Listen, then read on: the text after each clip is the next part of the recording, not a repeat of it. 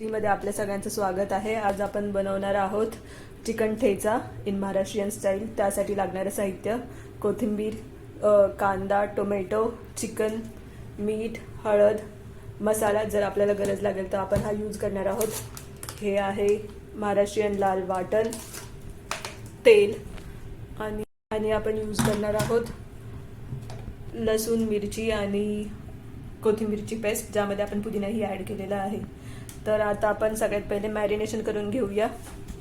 यामध्ये ॲड करते 1 चमचा हळद, त्यानंतर आपण ॲड करतोय चवीनुसार मीठ,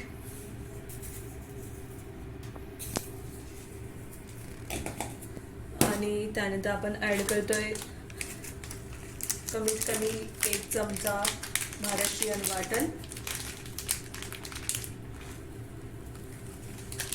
त्यानंतर आपण यामध्ये ॲड करतोय लसूण, मिरची, कोथिंबीर आणि पुदिन्याची पेस्ट।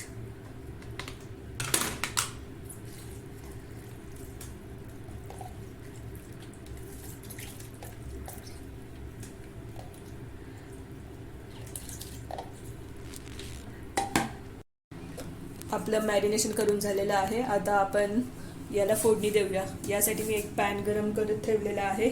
यामध्ये ॲड करते मी 2 चमचे तेल।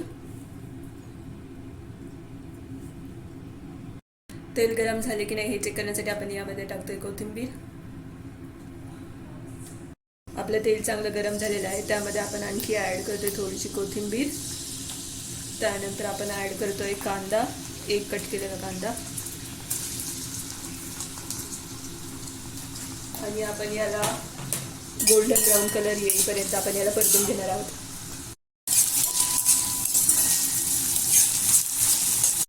आता आपण यामध्ये 1 टोमॅटो ॲड करून घेतोय आणि टोमॅटो कांदा मिक्स होईपर्यंत आपण याला परतून घेऊया।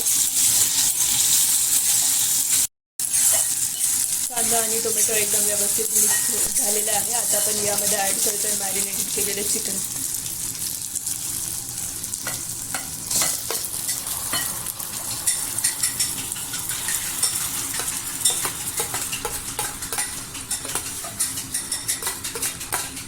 आणि आपण याला मस्तपैकी असं मिक्स करून घेऊया।